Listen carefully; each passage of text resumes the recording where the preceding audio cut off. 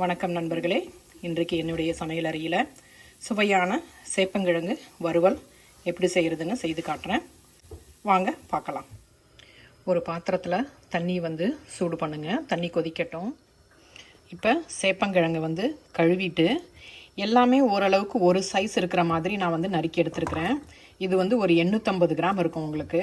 இப்போ இதை தண்ணி கொதித்ததும் அதில் போட்டு வேக வைக்க போகிறேன். நான் குக்கரில் வேக வைக்கல. தண்ணி கொதிக்குது. இந்த தண்ணியில் இந்த கிழங்கு போட்டு நம்ம வேக வைக்கலாம். ஏன்னா குக்கர்லலாம் சில சமயம் வச்சோம்னா குழஞ்சி போயிடும். அதனால் சரியான பக்குவத்தில் வேக வைக்கணுங்கிறதுனால நான் பாத்திரத்தில் தண்ணியில் வேக வைக்கிறேன். இது ஒரு 10லேருந்து 12 நிமிஷம் வேக வைக்கலாம். கிழங்கை பொறுத்து அகைன் நம்ம வேக வைக்கிற டைமிங் மாறும்.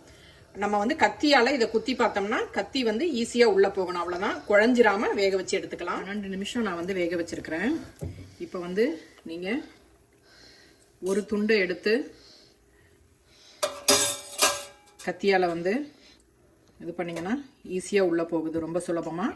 இந்த நேரத்தில் அடுப்பை நிறுத்திட்டு நம்ம இதை ஃபில்டர் பண்ணி எடுத்துக்கலாம். முதல்ல ஆறட்டும். ஆறின பிறகு தோலை உரிச்சிட்டு நம்ம துண்டு போட்டுக்கலாம். தோலை உரிச்சிட்டு துண்டு துண்டாக நறுக்கி எடுத்துக்கோங்க. ஓரளவுக்கு ஒரே சைஸில் இருக்கிற மாதிரி நறுக்கிக்கோங்க.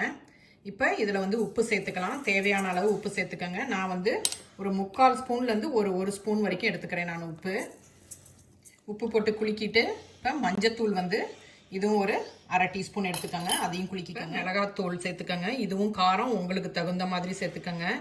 நான் 1 டீஸ்பூன் சேர்த்துருக்கேன். இப்போ இதில் கொஞ்சம் எண்ணெயும் சேர்த்து நம்ம கிளறி விட்டுக்கலாம். எண்ணெய் அதே மாதிரி உங்களுக்கு தேவையான அளவுக்கு சேர்த்துக்கோங்க.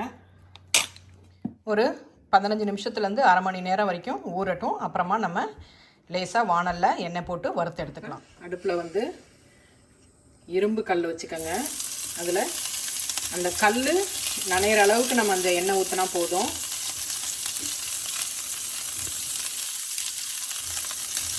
இப்போ கிழங்க முடிஞ்ச அளவுக்கு தனித்தனியாக இருக்கிற மாதிரி போட்டு நம்ம வறுத்ததும் நிறுத்தி எடுத்துட வேண்டியதான்.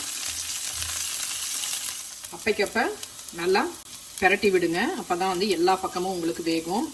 இப்போ ஒரு 10லேருந்து ஒரு 15 நிமிஷம் இருக்கும். நான் மீடியம் ஃப்ளேமில் வச்சுருக்கிறேன். இது இரும்பு கல் அப்படிங்கிறதுனால உங்களுக்கு நல்லா தாங்குது. அதே நீங்கள் நான்ஸ்டிக் அப்படின்னா இன்னும் குறைவாக வச்சு நீங்கள் வறுக்கணும். இப்போ இந்த அளவுக்கு எனக்கு போதும்.